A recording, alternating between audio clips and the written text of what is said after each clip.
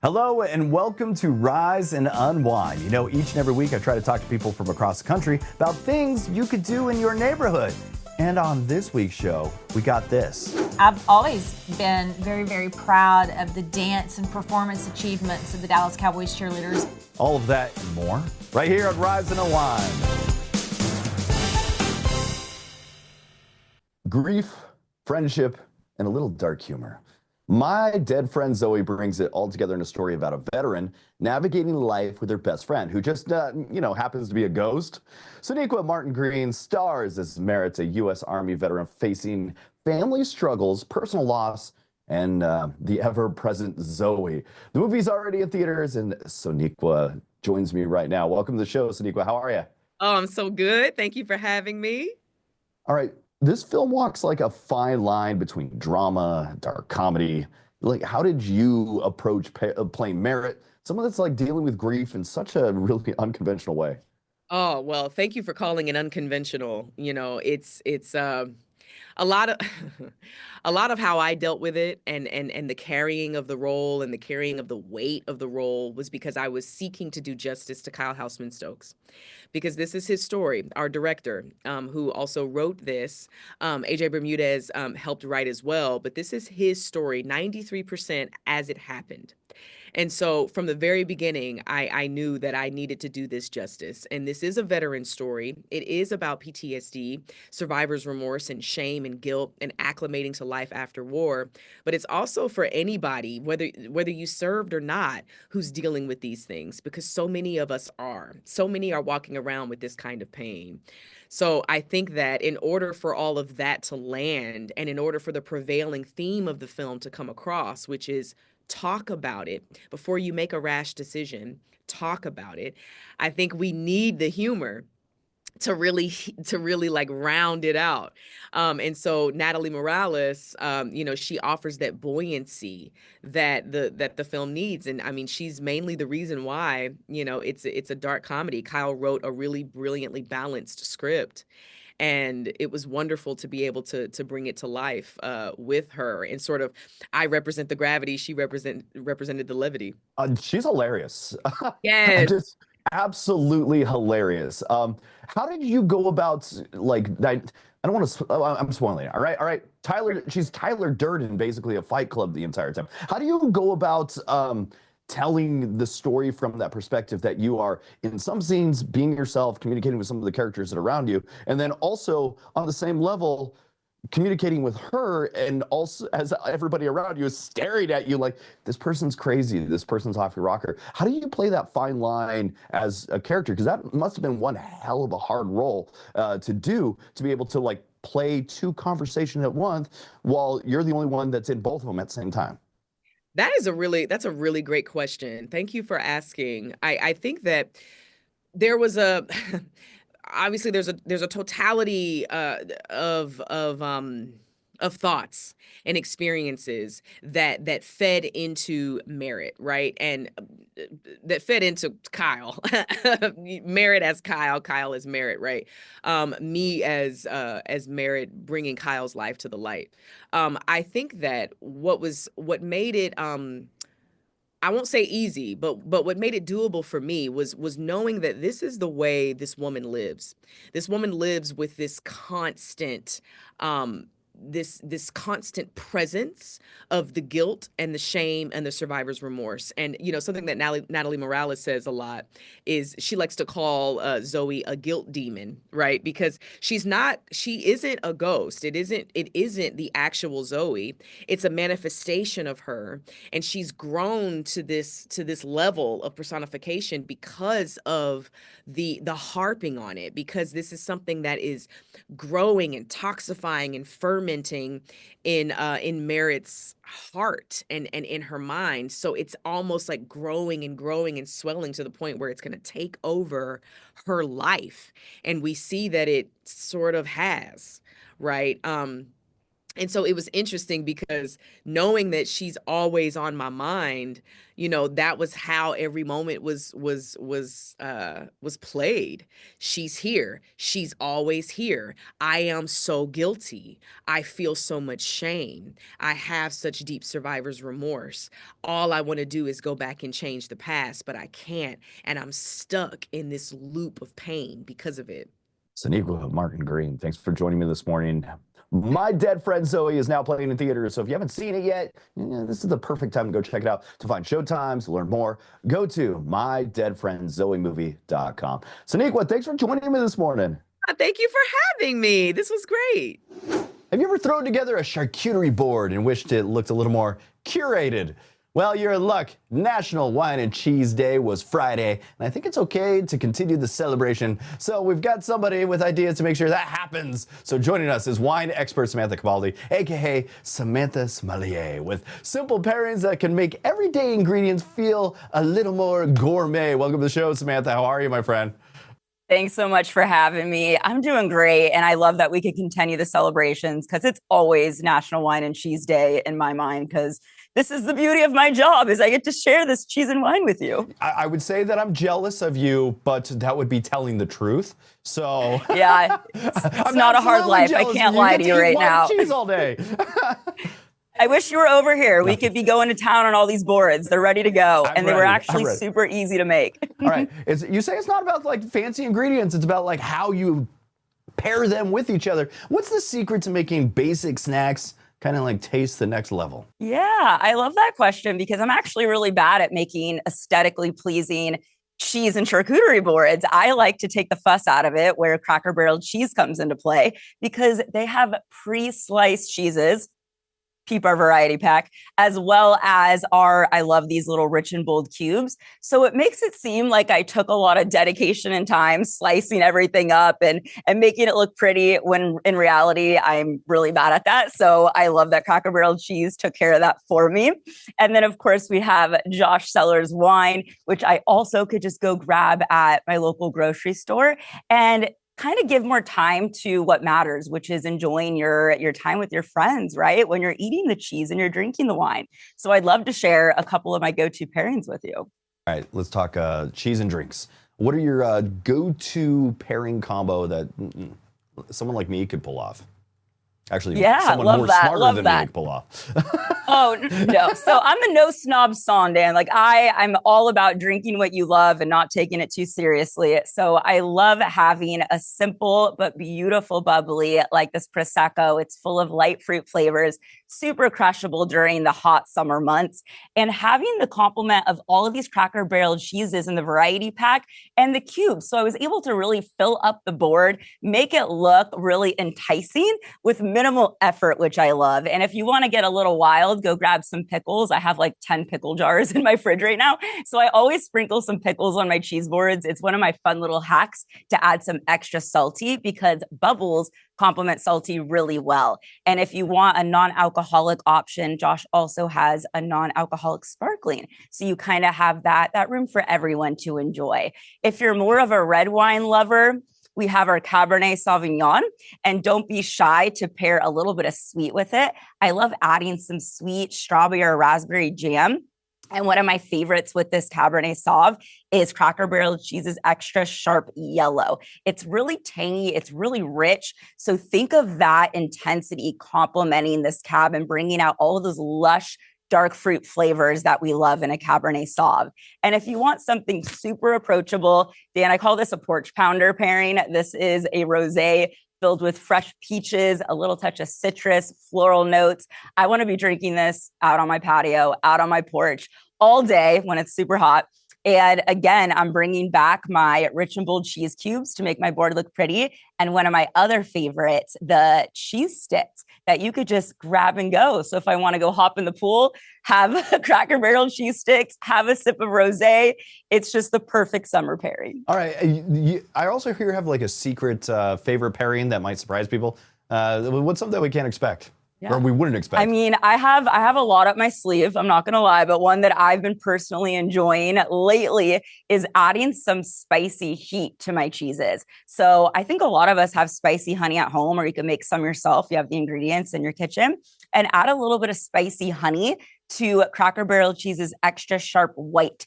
It's really crumbly. So you kind of crumble and the honey soaks into the texture, and you're just getting like this kick of heat and spice with this big, tangy, rich flavor of the cheese. And what the pairing needs the most is a sip of this rosé. And you're just going to be in summer heaven, getting those fruit notes, that tang, that spice. It's one of my go-tos. And I hope that you're able to try it and feel a little bit less intimidated now. I am less intimidated. Good, that was the goal. I'm just a big fan of cheeses, my friend. I'm just a big fan of cheeses. So bring them on. Where can we go for more information, or maybe even get some more clever ideas? Yeah, go check out some more inspo at crackerbarrelcheese.com, as well as their Instagram, Cracker Barrel Cheese. And you could always come to me at Samantha Sommelier for any questions. I am the no snob som. There are no wrong questions. I'm always here to help you find delicious cheese and wine pairings. Samantha Sommelier will show you the way with cheese and wine pairings, my friend. Thank you for joining me this morning. Thank you so much. It was a pleasure. If you've been craving an escape packed with flavor, culture, and fun, New Orleans might be calling your name. From world-class festivals to once-in-a-generation sporting events, the Crescent City is serving up something for everyone this summer and fall. So joining us live from New Orleans, our award-winning chef Kevin Belton and Kelly Schultz from New Orleans and Company to share what's in store. Welcome to the show, you two. How are you? Doing great. Thank you so much. All right. What's right at the top of the must-see list for anyone planning a trip to New Orleans this summer? Well, the must-do thing and to experience is New Orleans food. In fact, we have an entire festival for the month of August called Culinary New Orleans, which Chef is going to talk about. So, many people think summer slows down in New Orleans. That is not the case at all this year. In fact, Travel and Leisure magazine named New Orleans one of the top places to visit during the month of August. So lots of great events, food, music, culture. Tampa is a quick flight away. No excuses not to come visit us. Oh, man. Food is always the center of any trip, and I like this culinary idea. Can you explain what it's all about and how visitors can take part? Well, here's the deal. Culinary, you got to put on your baggy pants because we have over 100 restaurants that participate in this. So they run specials for lunch, for dinner. So a 2-course lunch could be anywhere for $28 or under, or a $58 3-course dinner. But what's nice is this year, Culinary made 21 years. So 21 years old, that means they can drink. So a lot of places are offering cocktail specials. So imagine a cocktail in this city. I'm down with that. What do you got for a cocktail that's easy to whip up and kind of feel special? Everybody loves just a quick martini. But to go with that, how about a little ceviche made with some Louisiana shrimp? I took tomatoes, cucumber, red onion, jalapenos, fresh lime juice, fresh orange juice, and a little salt and pepper, just for a little summer treat. Oh, I know festival season doesn't end when summer ends too. What's a big cultural or music events that kind of keeps going even through fall? Well, coming up is the Satchmo Summerfest, which is a 2-day event where you can get fantastic food, listen to live music over a few different stages, and that's all about the life and legacy of Louis Armstrong. We also have the Southern Decadence Festival, which happens over Labor Day weekend. We have NOLA by NOLA, which is, again, if you love music, you can come to many different venues around New Orleans over an 11-day period and get 300 different musical acts in every genre of music that you can imagine. So we also are really good at hosting sporting events here in New Orleans. We just had the Super Bowl coming up next month. We have NOLA Pickle Fest. Pickleball is one of the fastest growing sports in America. And we have our own take on that with the NOLA Pickle Fest at our convention center. It involves Drew Brees and his foundation. So you can come and enjoy pickleball as a participant or as an observer and have a little bit of New Orleans flair at that festival. And in August, we're also hosting the Gymnastics Championship. So these amazing athletes are on their path to the Olympics, so you can get tickets and stay cool. And when you're done, come to a hotel like this one, the Windsor Court. Beautiful property with this gorgeous rooftop pool. There's a nice breeze out here. So there are lots of ways to come and stay cool and go to some really cool events too. Thank you, too, for joining me this morning. Where can people learn more and maybe plan their trip? Hey, I tell you what, if you go to NewOrleans.com You can see a list of all the participating restaurants, plus all the events that's going on. So y'all got to come on over. Hey, Jenny Chef. All right. Thank you, Chef, for keeping it cool with your culinary. And hey, Kelly, thanks for joining us this morning, too. So thank you, too, for joining me. Do you ever get to the pharmacy counter and feel like you need to take out a second mortgage just to fill your prescriptions? Well, you're not alone. Nearly a third of Americans are skipping meds because of the cost. So joining us today is Divya Iyer, a consumer healthcare expert at SVP and GoodRx. She's got some practical tips that actually could save you money the next time you hit the pharmacy. Welcome to the show, Divya. How are you? I'm great, thank you. How are you? I'm doing okay. It's true, those prescription costs, they feel more expensive more than ever. Do you know why? They do feel more expensive. Today, consumers are navigating what feels like the Wild West of prescription medication pricing. And there are a few reasons why. Inflation is driving up the cost of essentials across the board, and that includes healthcare services and prescription medicines. Secondly, insurance is getting more complex and restrictive. Insurance may not cover your drug at all, or there may be additional steps that can delay treatment. Research at GoodRx has shown that 1 in 5 Americans faced insurance hassles at the pharmacy counter last year. Even if insurance does cover your medication, Americans today are faced with higher out-of-pocket costs. In fact, last year, Americans spent over $60 billion on out-of-pocket costs filling their prescriptions. And we hear that a lot of people are like skipping their meds. What kind of impact is that having? People are skipping their meds, they're rationing their medicines, and that actually leads to worse health outcomes and higher costs in the long term. But the biggest impact we see is that 1 in 3 Americans are not picking up their prescription at the pharmacy counter. That's over 1 billion prescriptions on an annual basis. And then finally, people are also dipping into their savings or taking on additional debt to deal with their prescription costs. And so what are some of the easy things we could do to kind of lower our out-of-pocket costs? First and foremost, consumers have resources that can help them find savings information on prescription medicines. Most folks may not know that prescription prices can vary from one pharmacy to the next, upwards of $100. So taking the time to do your research before going to the pharmacy counter can result in significant savings. First, go to goodrx.com or use the GoodRx app on your phone, search for the medication that you've been prescribed, and GoodRx will show you prices in your area, so you can compare costs in real time. Once you select your pharmacy, just remember to have GoodRx ready to show at the pharmacy counter when you go to pick up your prescription. It's that simple. So when it comes to price shopping, how much of a difference can it really make? GoodRx can save people 80% on their generic medicines. And GoodRx also has ways to save on brand medications. Like I mentioned, these prices fluctuate from pharmacy to pharmacy. So GoodRx is that reliable one-stop shop where folks can go to research savings and support information across all the medicines that they're taking. All right, Divya, where can people go learn more and find savings tools that you did mention? People can go to goodrx.com or use the GoodRx app on their phone, and they will be able to find savings across medicines and answers to the most commonly asked health questions as well. Divya Iyer, thanks for joining us this morning. Thank you for having me.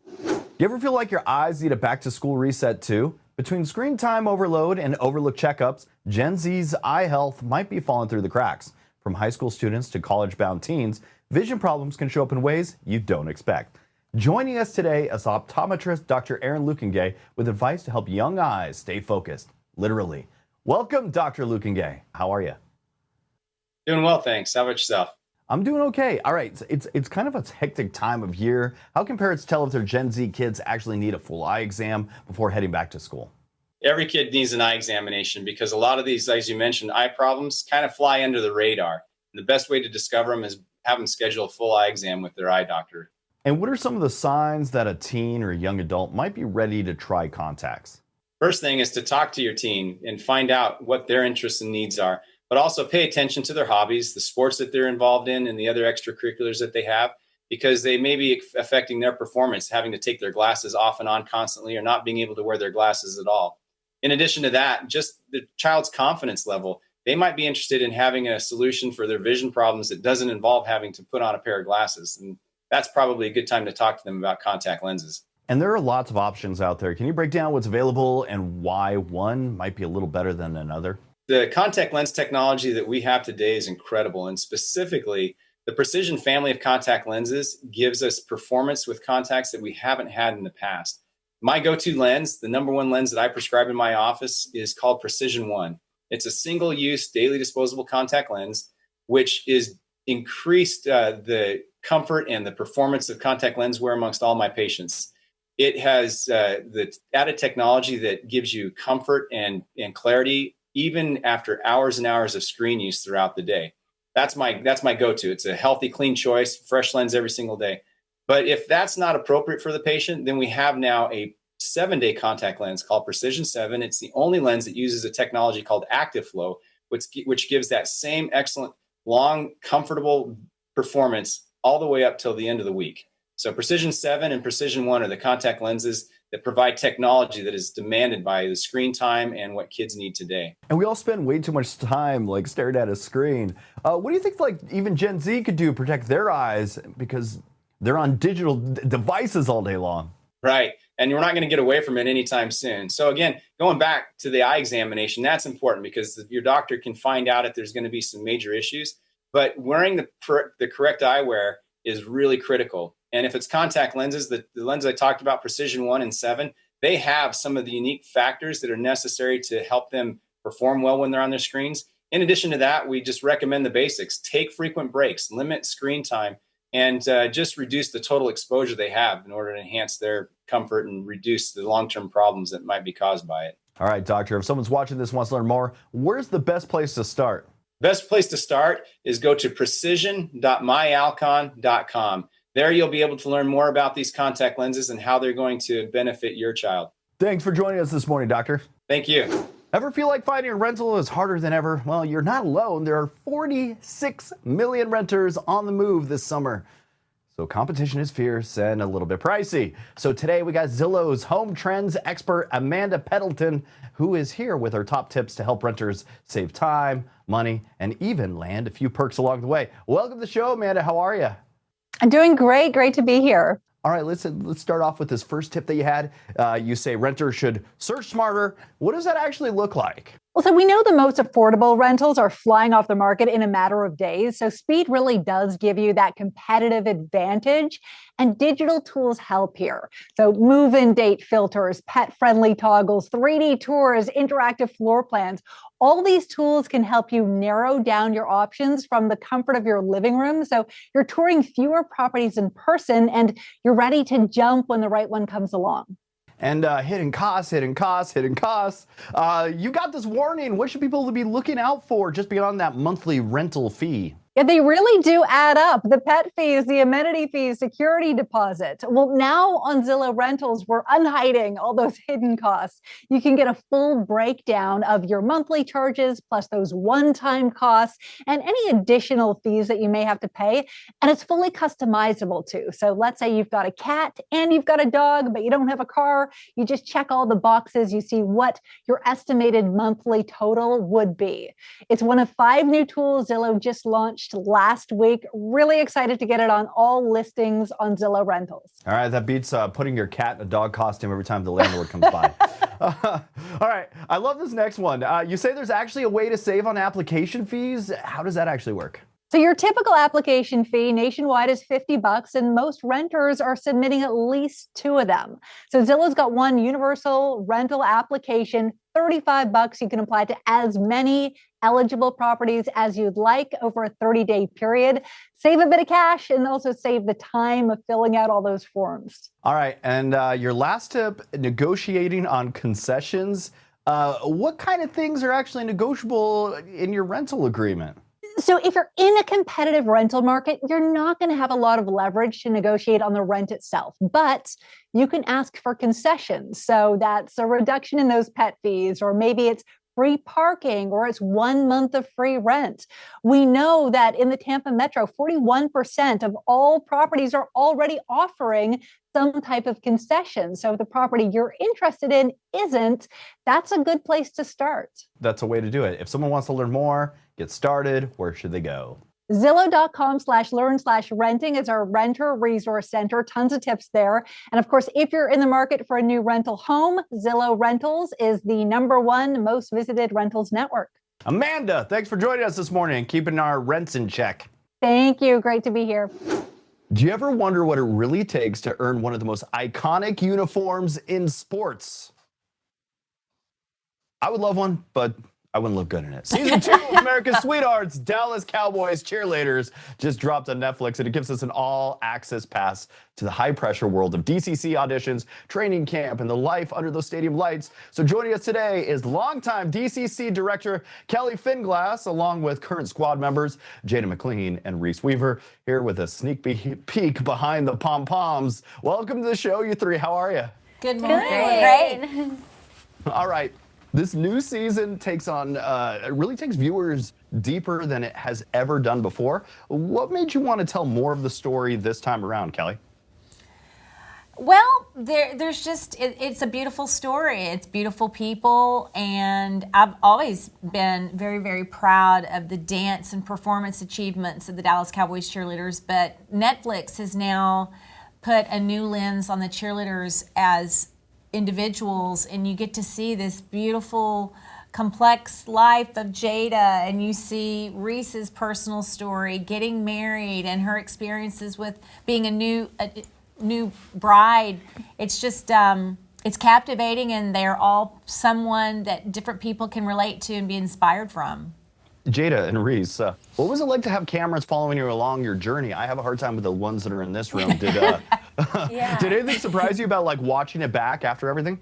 Yeah. I mean, I wasn't too surprised just because, for one, we lived it. But I think we have a great camera team. I think they do their best to just be there. They don't really, force anything. They don't try to get in the middle of, anything going on. They kind of just hang around and film. So everything is very authentic, and it is really how it, was lived out. They're just there to capture it. The show really captures how intense the training process is. What kind of pressure do you guys as dancers face both physically and emotionally? I think, as dancers, we, from a very young age, we're constantly looking at ourselves in the mirror, and we're trying to learn technique and moves and all sorts of things in the mirror. And I think that can sometimes negatively have an effect on dancers as they grow older with comparison or wanting to have certain strengths that other girls have. But I think that for us, we all know that we are cream of the crop, and we do our best in everything that we do, but we also push ourselves. And so I'm just really grateful for the sisterhood that we have, and that camaraderie of making sure that we're the best in all that we do. And you get to see a lot of sisterhood and personal growth this season. How has being part of the DCC changed your lives beyond the field? Yeah, I've met some of my best friends on this team, and truly they've shaped me. They've taught me a lot about myself. They've taught me a lot about, being a good friend, being a good teammate, and being a good human being. So I'm grateful for these women. They are a lot more beautiful on the inside than they are on the outside. I know that's probably hard to believe, but I think they are amazing individuals, and I'm just so grateful to be surrounded by people like them. I want to thank you three for joining me this morning. If you love football, dance, or just that great underdog story, check out America's Sweethearts, Dallas Cowboys Cheerleaders, now streaming on Netflix. Thank you three for joining me this morning. Thank you. And that's it for Rise and Unwind. I want to thank you for tuning in and checking out the show. Follow our YouTube channel, that's at Rise Unwind TV. Like, comment, share, subscribe, all the stuff that those YouTubers say, it all helps us out too. And until next week, that was Rise and Unwind.